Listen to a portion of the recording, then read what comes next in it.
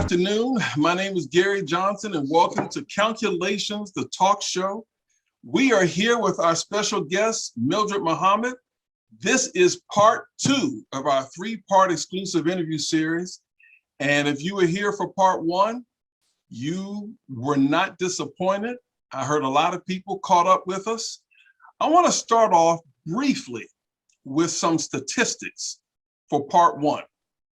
This is mostly word of mouth. We had statistics in that 78% of women viewed this episode number 1, 21% of men.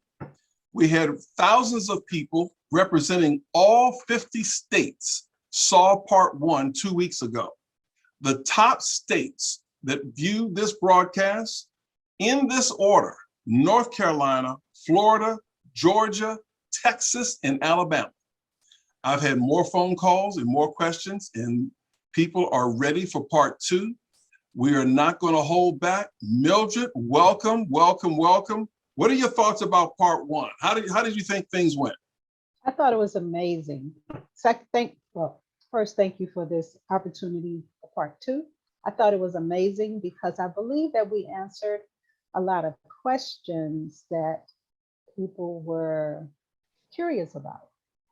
Mostly, how do I help other people, and the little comments that may be made and they are unaware that they're actually victim blaming. I think that was the huge part.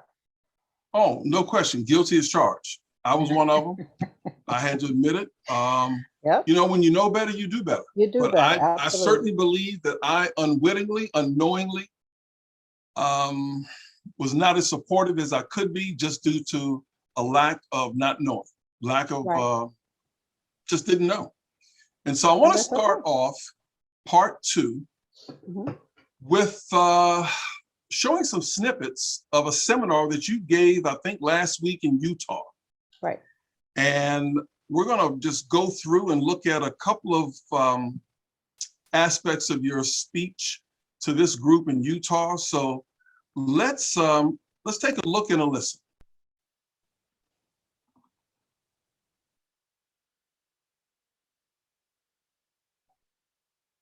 Thank you all for coming to this wonderful conference on domestic violence. We can't always say that it's wonderful, but the encouragement that you are all here to find out more information on what you can do to help your community, and hopefully if you know someone who is a victim of domestic violence, I'll also be offering tips on what you can do to help that person without putting yourself in harm's way. Because we all know somebody. Everybody knows about domestic violence at this point.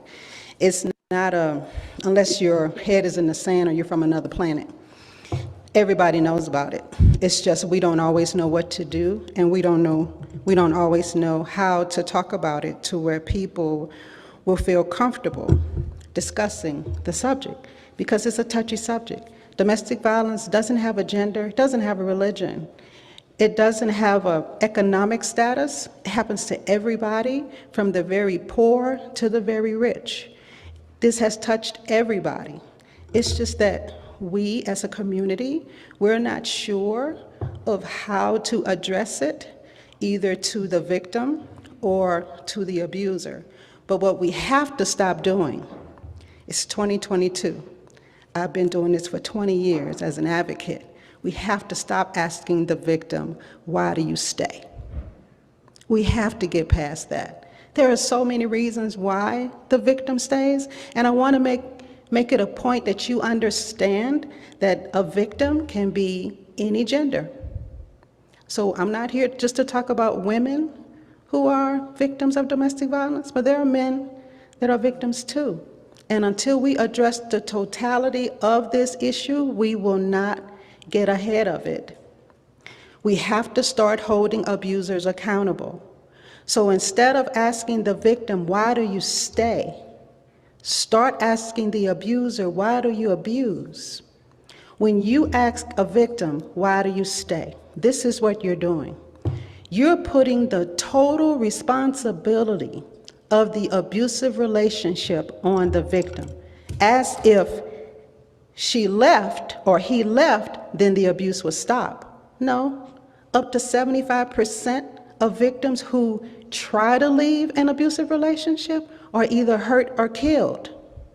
So it doesn't stop. Even when the abuser is in another relationship, that abuser will get their current partner so confused that they will start to help the abuser to continue to terrorize the previous supply.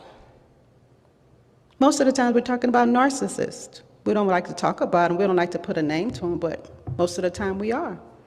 And so we just have to be mindful of how we talk about this issue, how we approach victims, because if victims come to you, they're not going to say, you know, I'm a victim of domestic violence. It's going to be much subtle than that. It's going to be a touch test. Well, what's the touch test? It's I'm coming to you as my friend and I'm saying, you know, John, he's talking to me crazy. And your first response is, well, he wouldn't do that. You just took this out of the abuser, just that quick. Well, I don't know. I don't think he's that kind of person. Took this out of the abuser. Are you sure she would do something like that? Because I've known her for years. Took this out of the abuser. Okay. Let's unpack this. Some of that we said last week. Yeah. And people who are here, you certainly can chime in and take yourself off of mute and raise your hand, and just if you have any reaction to that or any questions to what you just saw regarding Mildred's first part of her speech. Anybody?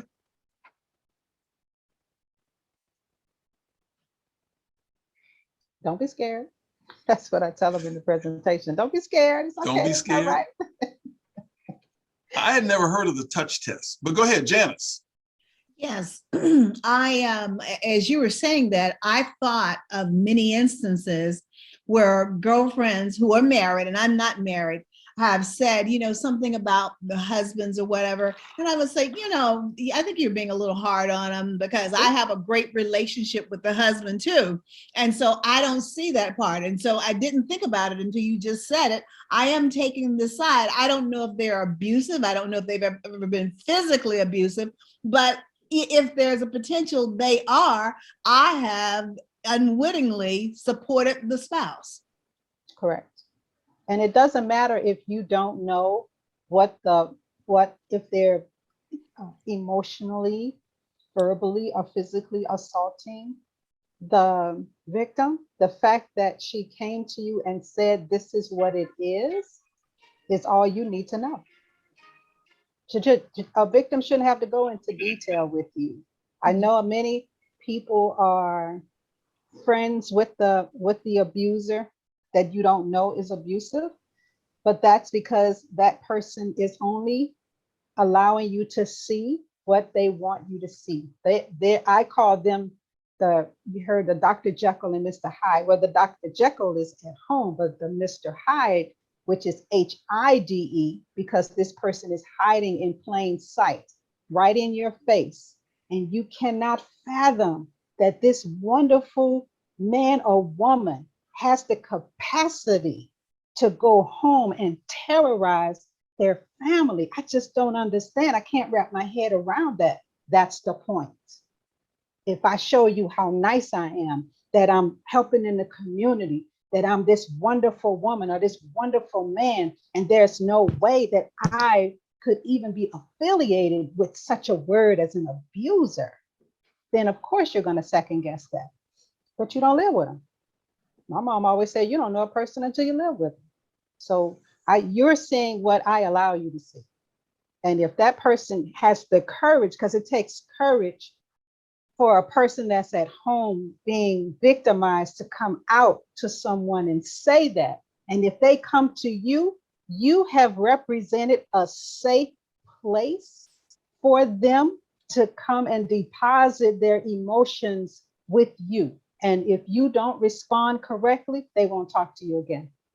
Well, if I get nothing else from any part of this, you've given me some valuable information about how to respond going forward in terms of, well, tell me more. and rather than automatically just trying to encourage. My objective was to encourage them not to get upset over small things and whatever. I don't want to be viewed as the single girlfriend who's always trying to encourage a woman to leave her husband. I want to be the supportive one. But now I realize that my process was misguided. Yes, ma'am. Most of the times when I've had several friends that have called me and told me that, I just say, what you want me to do? What we doing? How we handling this? What we doing? I just took her word because it's important for her to know that I'm supporting you. What do I need to do to help you to get to the next step? How can I help you? That would be the number one question if someone comes to you in that way. How can I help you?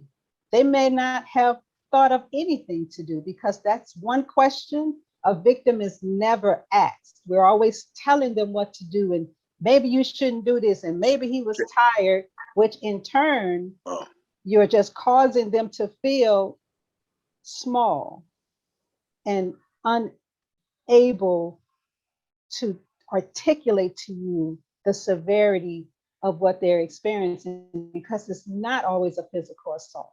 It's mostly verbal, emotional, financial, stalking. Those are things I can't explain to you where you would understand. I can articulate a fist, I can articulate a pushing. You can get that, but verbal? No. Are you sure that's what it was? You sure you didn't misunderstand what that person said? I mean, he's a successful man. You don't want to say anything like that out in public. You may destroy his reputation. There's another aspect of this thing which I'd like to interject here.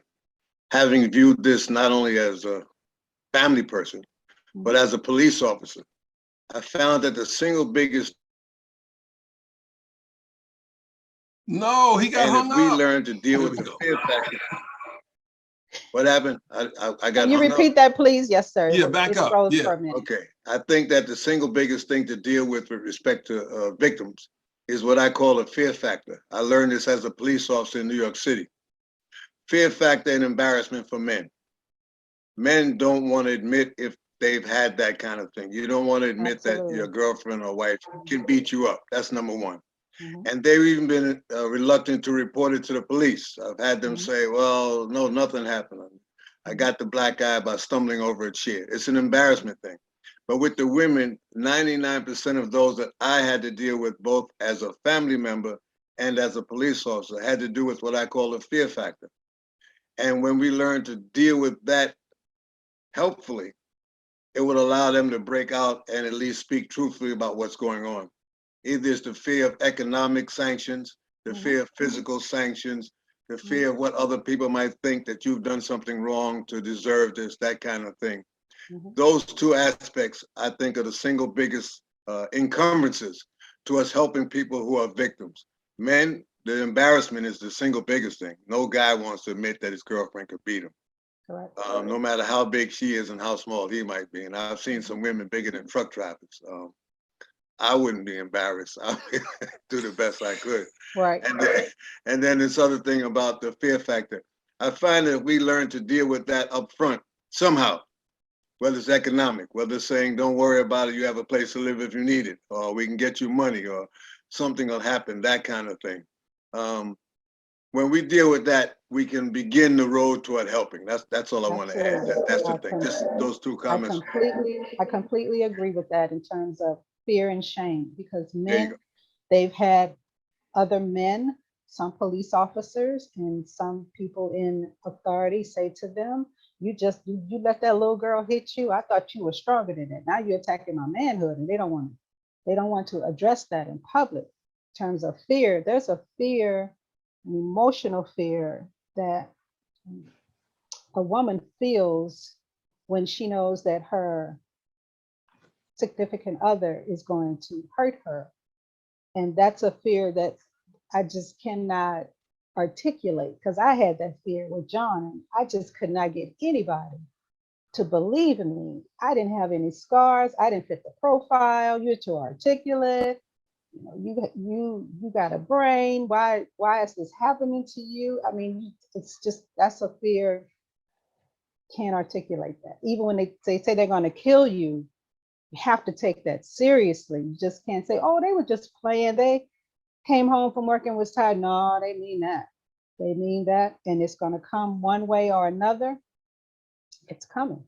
So it's best to plan for that and try to write down everything that's happening, especially when you don't have physical scars, because it will help the police to build your case, time and date, and write down the incident while it's fresh in your mind about what happened. And as you give them this information, they can see that it is a pattern of abuse, and that way they will be able to help you. Let's take another look at some more of your address last week, Mildred. Be mindful. So, but you've known me longer than you've known the abuser. So why do you love the abuser more than you love me? Some families love the abuser more than they love their own family members, because the abuser has been able to hide, H-I-D-E, because there's a Dr. Jekyll who's at home and there's a Mr. Hyde that's in the public, and I spell hide, H-I-D-E, because abusers hide in plain sight. And we have to be able to recognize that, especially if that's your friend, that's your family member. I mean, why would you doubt your family member? Oh, I know, because the abuser gave you some money. Oh, I know, because the abuser bought you a car.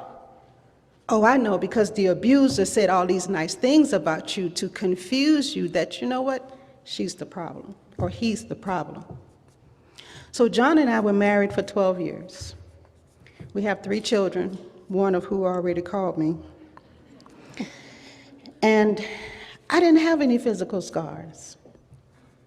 So we concentrate on the 9 to 15 seconds a woman is abused. But what about the 1 to 8 seconds? Why we don't ever talk about that? Because we are a visual people. If I don't see your scars, then your pain don't exist.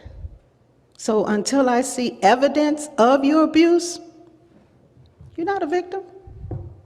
You're just talking. You don't have any evidence about this person, so why should I even entertain your conversation? So he was in the Army. He was a sergeant. He was a combat engineer. He's an 84th combat engineer, to be exact.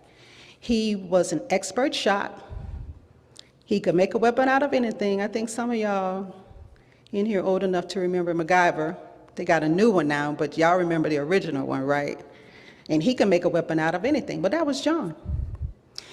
His job was, in the military, his MOS was to go into enemy territory, to find bridges and roads, to blow them up so that the enemy could not travel back to harm or kill soldiers, military, United States soldiers, right? That was his job. Remember that. That was his job. So when he came back from Saudi, he was a different person. How many times have you heard that soldiers that come back from a war zone, they're not the same people? And that was him. He was sitting in the corner, rocking back and forth. I said, honey, you okay?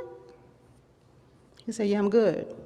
So when a man says, I'm good, you know how many emotions are in? I got some men in here. You know how many emotions are in I'm good? I'm good. When a man says, I'm good, they are handling a lot of emotions that they are not able to articulate for fear that the words that they use or the situation that they bring up will be used against them at a different time. All right. Okay. Do you know how many times I've said I'm good? And No, how many? I wasn't good?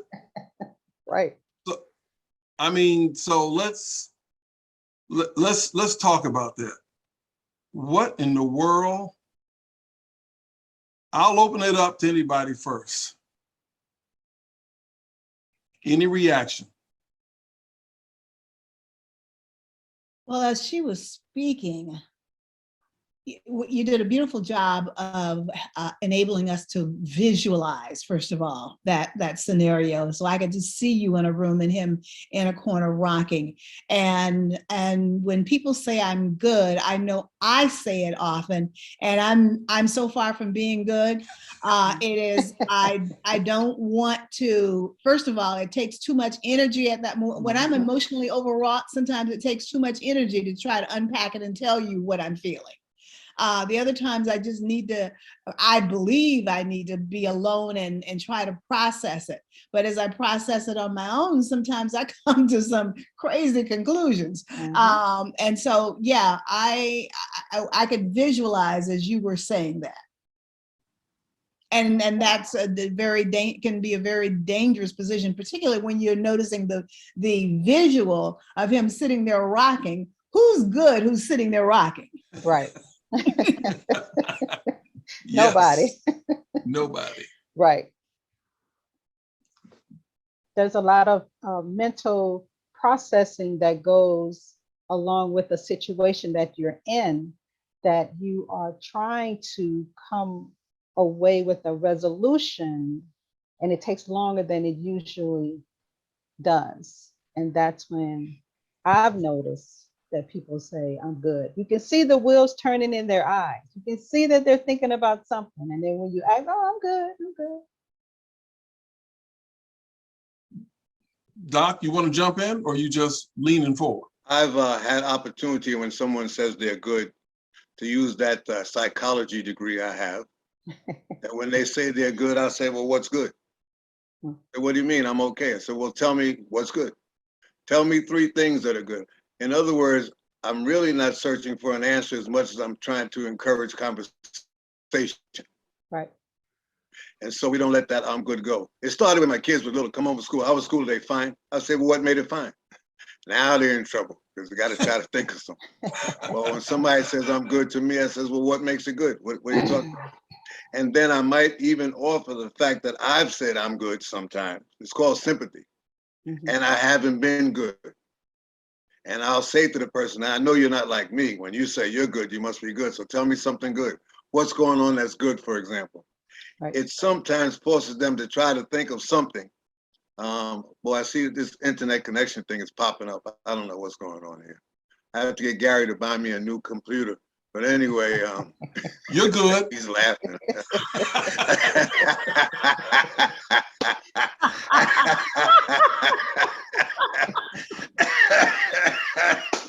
Oh man, so you're right. I'm good because at least I have a computer, and I thank you for that. So anyway, the point I'm trying to make is that sometimes in dealing with people that are having troubles internally, we have to figure out ways to psychologically get them to expose it, but not so much as getting on them in any way, but showing them that you might be in some ways in the same boat. We have sympathy for people who are suffering as we are.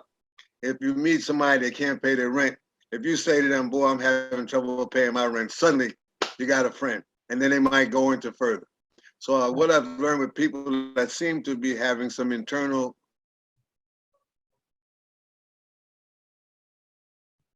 Okay. All right, Doc. We're going to have to look like you're not good. got her to open up to me, and we figured out how to get out of this. Yep. Right. All right. Let's unpack some more. All right. Let's go back. Then. Let's do something else. Let's unpack something else here. Let's take a look. Here we go. I filed for, he came over wanting to visit the children. And I said, well, you know, you just can't roll up. You got to call and we need to schedule a time where you can come in and see the children. He pushed his way in. I fell back and hit my head on the fireplace, and I called the police. By the time the police got there, he was gone. And they said, well, Ms. Muhammad, do you have a restraining order? I said, no, I don't. He gave me the paperwork. I went down to the courthouse to get the paperwork. 1 sheet of paper, 10 questions. I'm crying. 12 years, 1 business, 3 children, and I'm in a courthouse filling out papers for a restraining order? I called a friend of mine. She said, don't be stupid. File that paperwork. So I filed the paperwork. Was waiting for it to come back. But in the paperwork, they had visitation. So, get home, he calls for visitation. He comes over and he says, "We need to talk." So we go in the garage. He said, "You are not going to raise my children by yourself. You have become my enemy, and as my enemy, I will kill you." So not to show any fear, I said, "Well, I've been sleeping with the enemy all this time. What else you gonna do?" So he charges at me. I run to the kitchen and he leaves and my brother's there. And I say, "John's gonna kill me, he's gonna kill me." He said, "Girl, John not gonna kill you. He's just playing." Took this out of the abuser. I never talked to my brother again after that, because I don't have time to explain to you that my life is in danger. You either gonna believe me or you're not. And if you're not, get out of the way so that I can find somebody who will. My life is on the line. So I never talked to him again. Oof. Okay. That was 20 years ago, right, Mildred? Right. What's your relationship with your brother? I don't know where he is. Whoa, okay. I don't know where he is. Wow. Because that's a trust that you have with people. And when they say that they got you and they drop you, then they're not with you. And that's a realization that you have to come to when you are a victim real quick. You got to figure out who's with you and who's not. I don't have time to sit down and explain to you from A to Z everything that happened. And even and that's like me trying to get your approval that I am a victim of domestic violence, and you need to validate that I am a victim of domestic violence. You're either going to believe me or you're not. I don't have that kind of time. I'm trying to save my own life. You're at home and you're fine, and I'm not. I need to figure out who's with me and who's not. And if it appears that I'm not calling you anymore, just know that you didn't pass the touch test. And I need to go on in order to find people, resources to help me. I'm in a position of survival. I am in survival mode. And if it's not going to benefit me in this survival mode, then I have to keep going. I'd like to suggest something that you might want to think about or pass on to others. When you said that John said he would kill you to your brother. No, he said it to me. No, that's what I'm saying. When you explained to your brother what John had said, that he would kill you. To your brother's ears, hearing that thing, which is, I guess, the worst thing that he could possibly do. Let me just tell you where I'm coming from. I had to speak to a lot of people. I did some of this work while with the state's attorney's office and with the police department. And I wonder what would have happened, just wondering, if you had said to your brother, John said he's going to hurt me. I'll tell you what the difference is. The killing thing is the worst possible thing he could do. Be sympathetic, not saying whether your brother was or not. Listening to what might be the worst possible thing is not the same as listening to something else. If I say to somebody, I'm going to punch you in the mouth, that will envision one kind of reaction from them. I've been there. If I say I'm going to kill you, that's an entirely different reaction. And sometimes in speaking to this thing, which is the ultimate thing that a person could do, depending on who you're talking to, they may not take it the same way you'd like them to. I'm just wondering whether it would have been a difference if, now this is too late, 20 years later and all of that, if you had said to your brother, John said he's going to hurt me, what kind of conversation we would have then. Now, of course, you're only repeating what you'd heard from John. I do that again, I'll burn your house down. It's not to say the same as saying, if you do that again, I'll turn your mailbox over, or throw your trash out, or punch you in the mouth. There's something with when we say to people the psychology of the worst thing that you could possibly do to them. Uh-oh, I see my thing is coming up again. I think we got enough. I think we got enough though, Doc. Okay, so I want Mildred to respond to that. All right. And then we can go to Janice.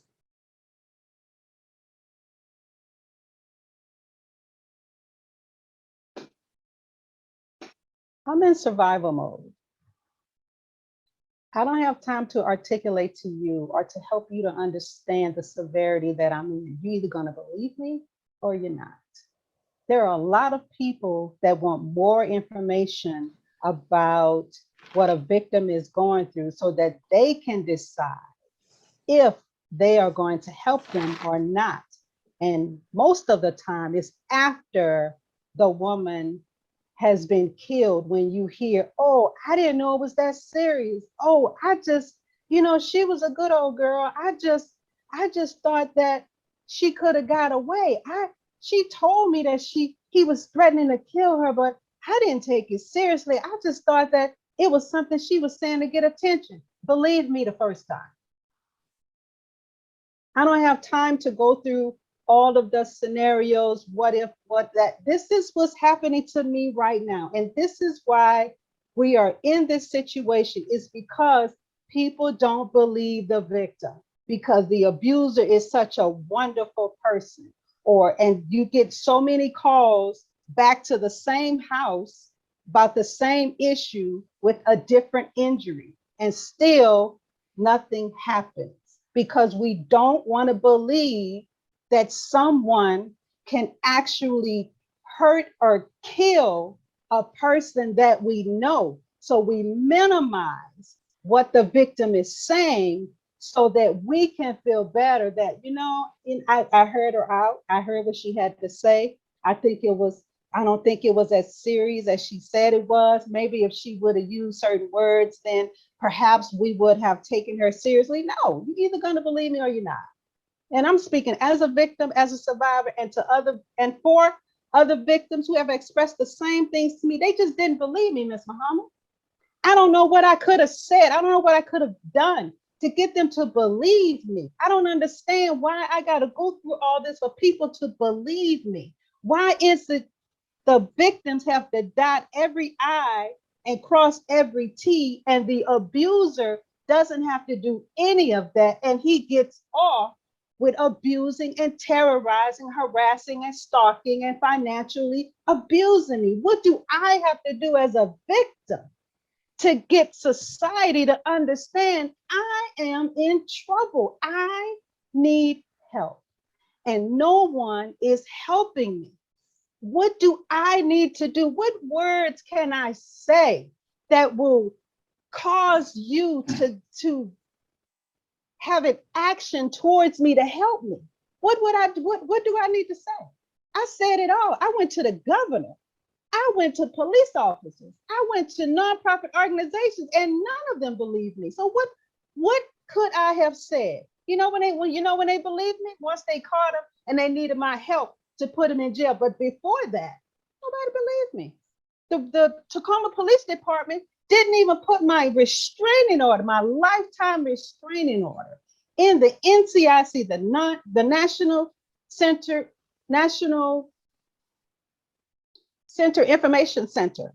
They didn't even put it in there. A sheriff in Maryland had to go find something to hold him on. And that's when they found my restraining order, put it in the NCIC, which gave them the opportunity to hold him long enough to get evidence to build a case for what he did. Had it not been for my restraining order, they would have had to let him go. But they didn't believe me until 2002. I'm dealing with this since 2000, 2 years I'm running for my life, and nobody believed me, no matter how I said. No. I'm not just speaking for me. I'm speaking for all the victims out there who are trying diligently to get somebody. I had a woman call me from Philadelphia. Ms. Muhammad, he's violated this restraining order 85 times. 85 times. Because he knows the police officers, they won't do nothing. What is she supposed to do? 85 times? How should she have said it? Janice. Well, you touched me in a very emotional way. And part of that is based on my first comment, that I too have been part of that. And let me try to offer, I am certainly not in a position to give you advice or lecture or any of that, because I'm in a learning mode. I'm in a learning mode.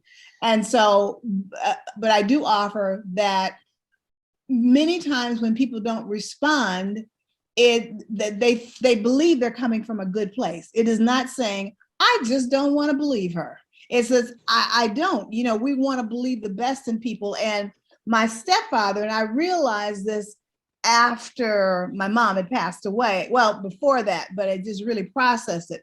My stepfather was emotionally abusive to my mother, emotionally, never physically.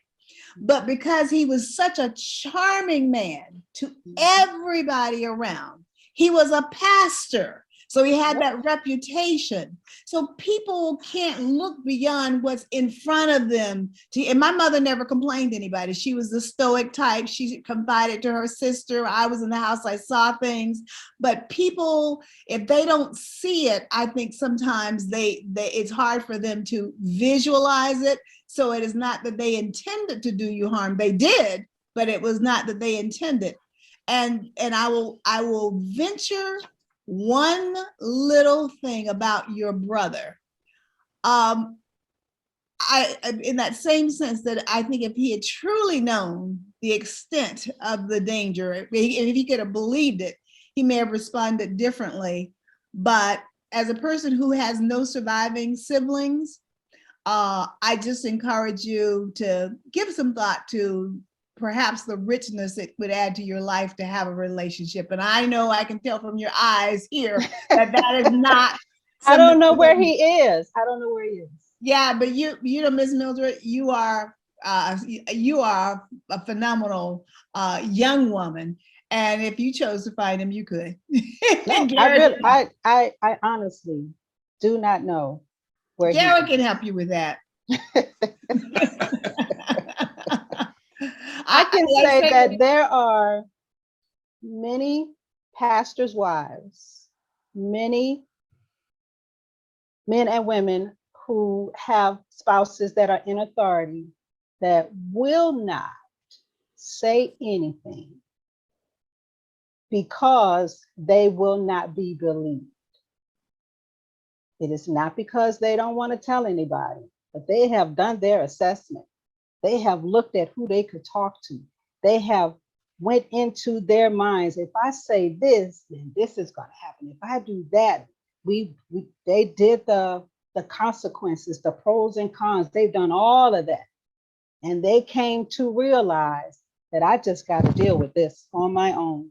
I will pray and ask the Lord to curb his words, to not be so abrasive towards me. I will pray that he continue to cover me, protect me like he did Job, to try to order my steps so that the things that I do or say will not wreak havoc upon me.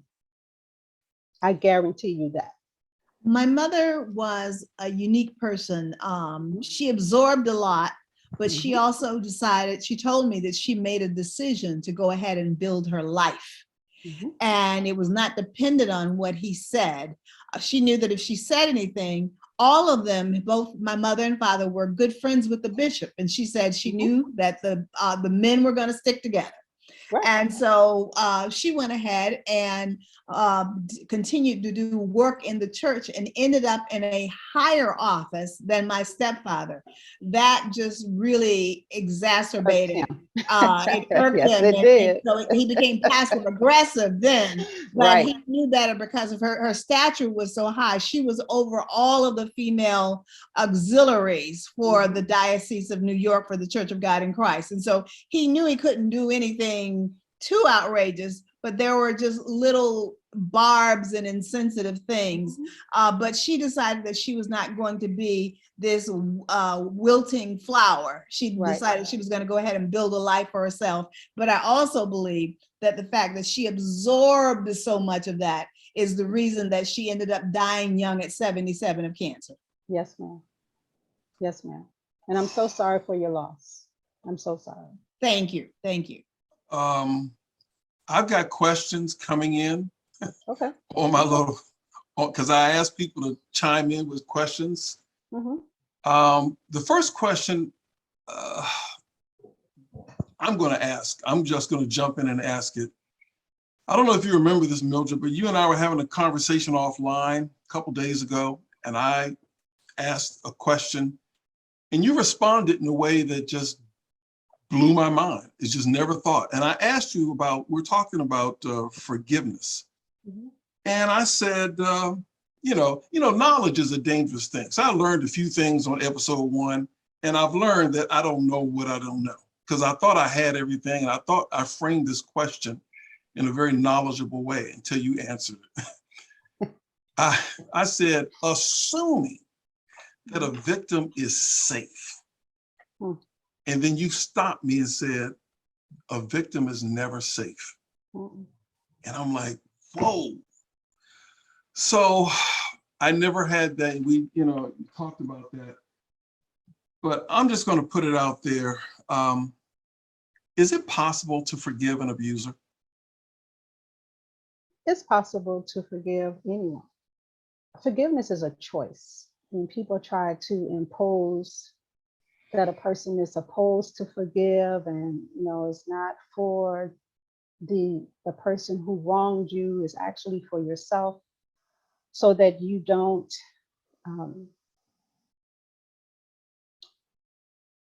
continue to hurt in the long run. So I looked it up just to be clear on what it is. And so positive psychology today and says that forgiveness is virtually important for mental health of those who have been victimized. So think of it this way. Forgiveness is the internal process of letting go of feelings and thoughts of resentment, bitterness, anger, and the need for vengeance and punishment towards someone who has wronged you, including ourselves. And I thought that was a pretty good explanation, because sometimes we think that we forgive people and it takes them off of the hook for what they did to us, when it actually doesn't. It shows that your mood is elevated, you have enhanced optimism, and you guard against anger, stress, anxiety, and depression. So it's not about letting the other person off the hook. It's about helping yourself to move forward emotionally so that you don't carry those bags with that person's name on it throughout your life. Okay.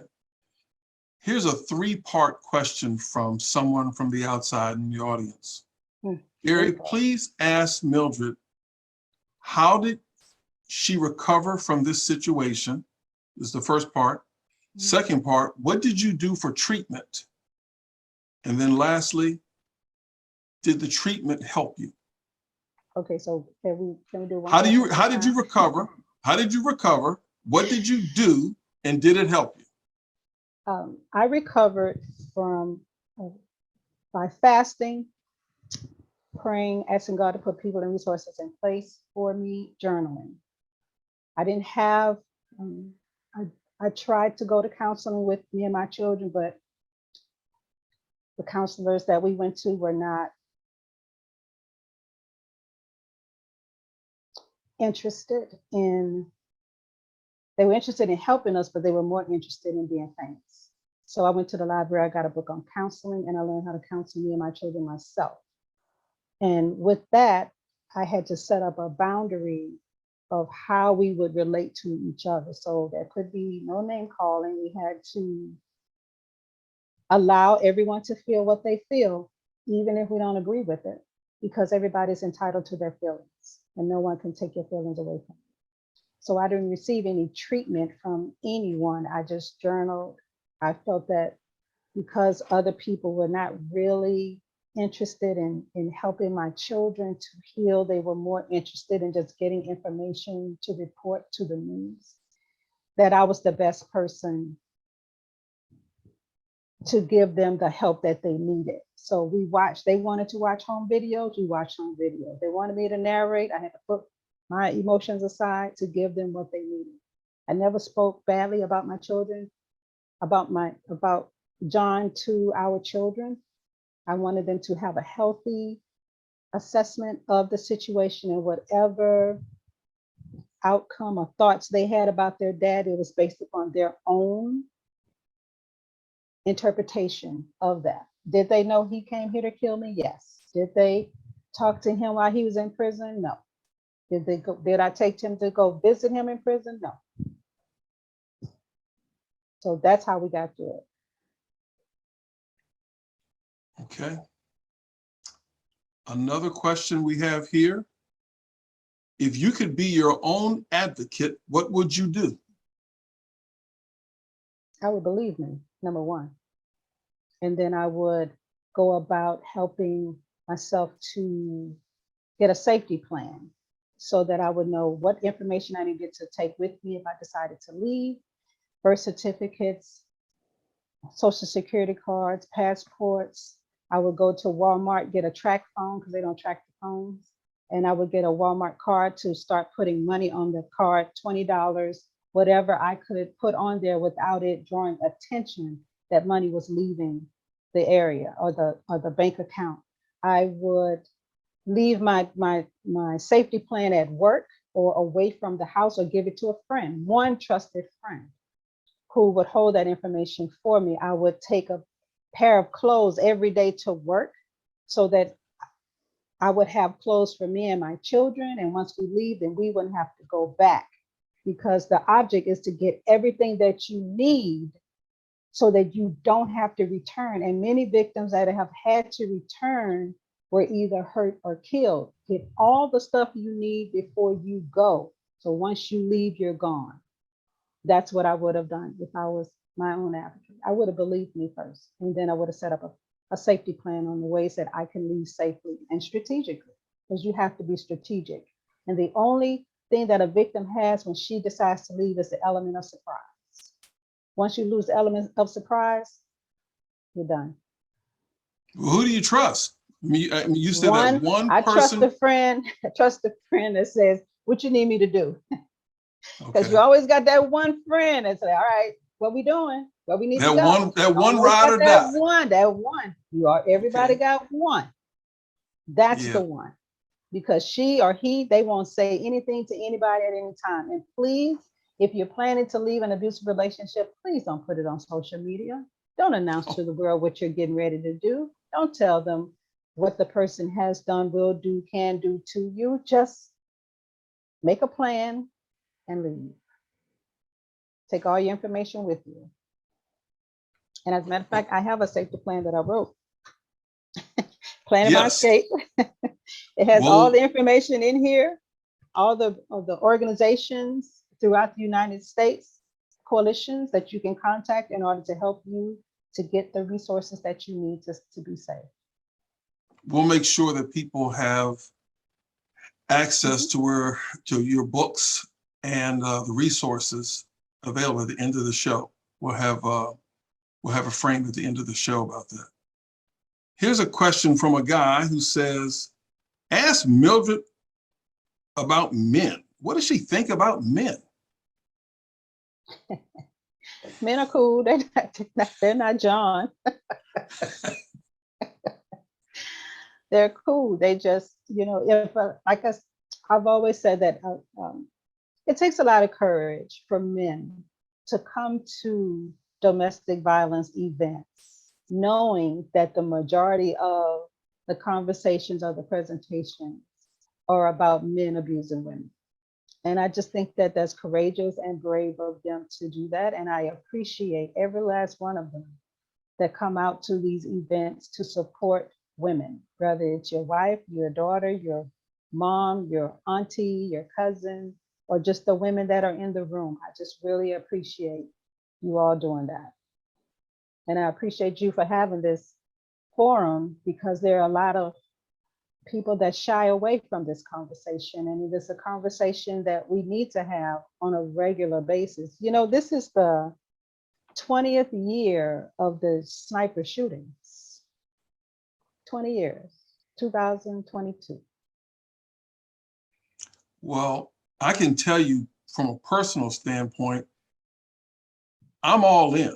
I'm all in on this topic for a variety of reasons, some personal, but I want, and maybe this is part of my corporate training background, I want people to watch these interviews, and I have the framework of stop, start, and continue. I want people to walk away and ask themselves, what do I need to stop doing? What do I need to start doing? And what do I need to continue doing to help victims of domestic violence and abuse? And if they can get that from these interviews, then I'm proof that one person can make a difference. You mentioned earlier law enforcement earlier in our show. How do you think law enforcement could have helped you? What can be, I'll just leave it at that. How do you think law enforcement could have helped you? They could have believed me the first time. They could have told me the truth. Police officer told me that, well, since he took your children, we're going to put them in to put out an Amber Alert, put them in the Missing Children Network. Didn't do any of that. We're going to make sure that your restraining order is filed in the NCIC. Didn't do any of that.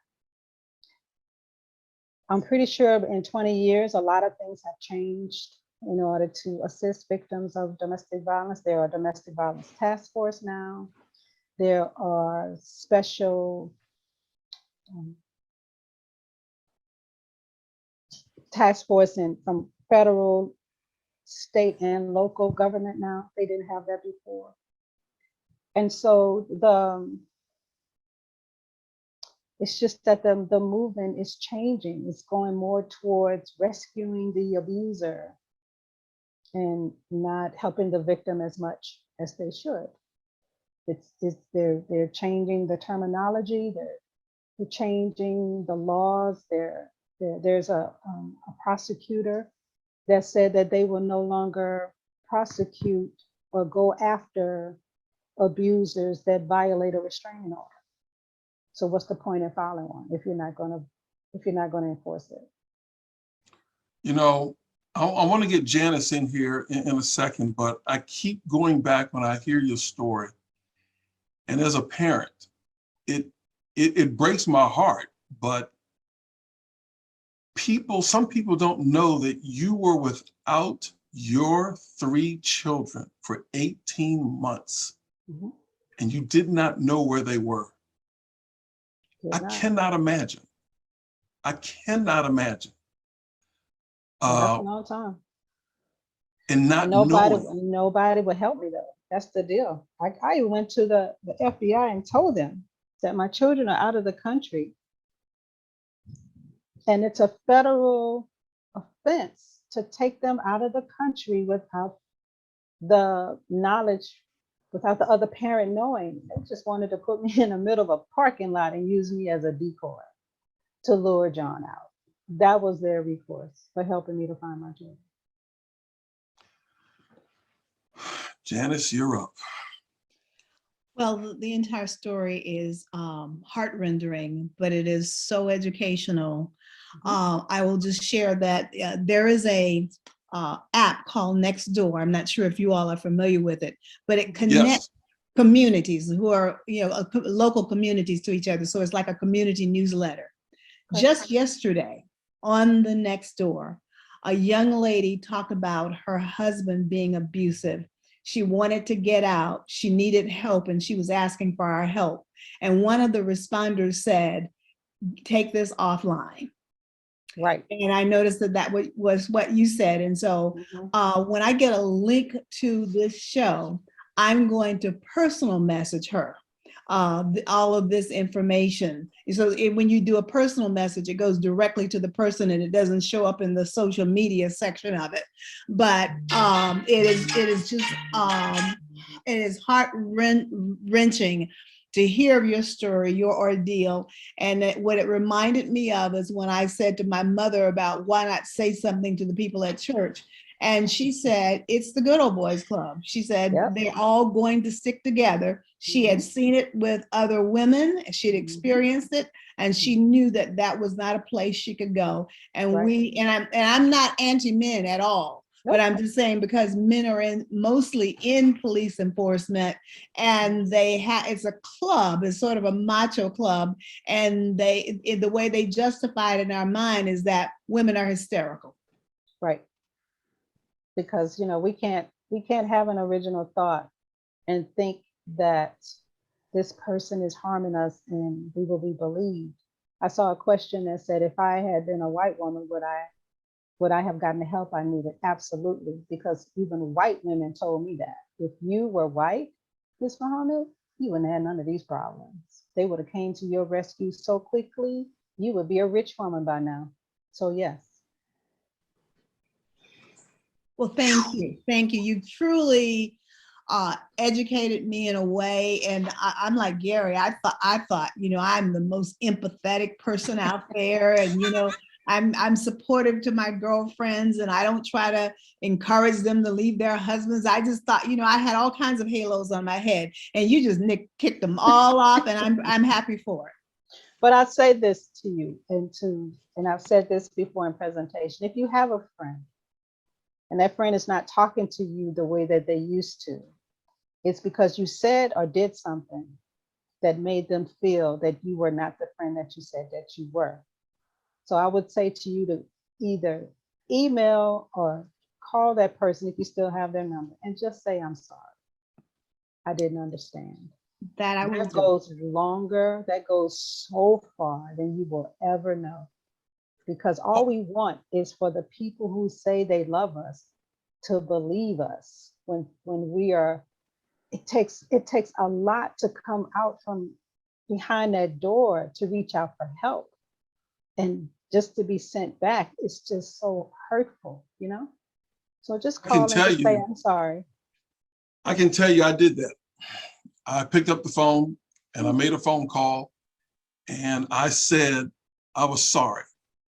And the young lady on the other end, she knew from the tone of my voice that I was deeply sorry. And I just said I didn't know what I didn't know. And I could tell from her response when she just said, thank you. Mm-hmm. She just said, thank you. That's it. And I think maybe, 20 some years had evolved, had gone.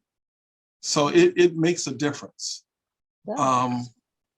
You helped her to heal. You don't even know. You helped her to heal. That was a wound that she had with you that she could not process. That, man, he didn't even believe me though. So now you squash that. She can put that to rest. And the relationship did kind of change a little bit. Absolutely. And I was so arrogant, I just blamed it on her. I'm like, well, I'm going to come out looking like a real jackass out of here, but that's okay.